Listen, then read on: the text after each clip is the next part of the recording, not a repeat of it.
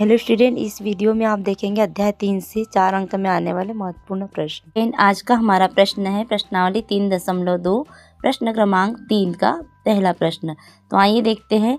दो संख्याओं का अंतर 26 है और एक संख्या दूसरी की तिगुनी है। तो दो संख्याओं का अंतर 26 है, यहाँ तक हमारा एक समीकरण बन जाएगा। इसके बाद में एक संख्या दूसरी की तिगुनी है, तो एक संख्या दूसरी की तिगुनी है, यहाँ तक हमारा दूसरा समीकरण बन जाएगा। तो हम लिखते हैं यहाँ प्रश्न अनुसार पहली संख्या माइनस दूसरी संख्या बराबर। इससे हमने दो संख्याओं का अंतर क्या दिया है 26। तो हमने माना कि पहली संख्या x और दूसरी संख्या y।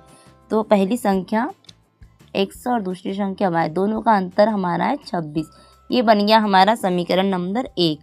ऐसे ही दूसरी शर्त में क्या लिखा है कि एक संख्या दूसरी की तिगुनी है।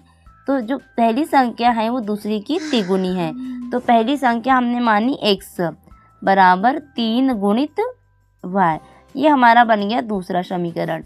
अब हम इन दोनों समीकरण को या तो विलोपन विधि से हल कर सकते हैं या प्रतिस्थापन विधि से।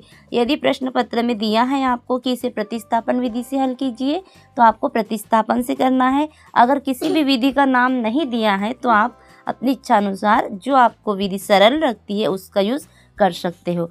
तो मैं इसे करूँगी प्रतिस्थापन विधि से। तो प्रतिस्थापन विधि में हमने x नहीं तो y का मान ज्ञात करना होता है। चूँकि हमारा जो x का मान है पहले से निकला है, इसलिए हम इस मान को समीकरण 1 में रख देते हैं।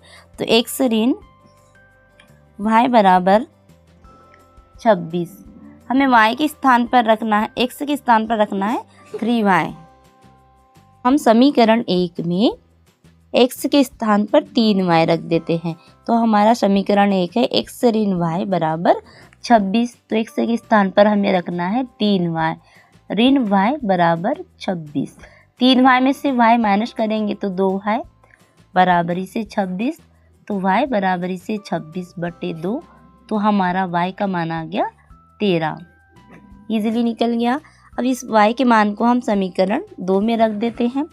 तो x बराबर, हमारा समीकरण 2 है x बराबर 3y। तो x बराबर 3 गुणित y का मान हमारा निकला है 13। तो x बराबर 13 39। तो ये हमारा निकल गया x का मान। हमने पहली संख्या x को माना था तो x बराबरी से 39 और दूसरी संख्या माना था y को, तो y का मान आ गया हमारा 13। मतलब पहली संख्या 39 और दूसरी संख्या 13। तो यह हमारा आंसर चल गई। हमारी पहली संख्या x बराबरी से 39 और दूसरी संख्या y बराबरी से 13। इसकी हमें जांच करने के लिए हम इसे समीकरण 1 में भी रख सकते हैं। x ऋण y मतलब 26 है, तो x का मान 39 में से 13 को हम घटाएंगे तो हमारा आएगा 26। तो यह हमारा आंसर सही है। इस प्रकार हम जांच भी कर सकते हैं हमारे आंसर की।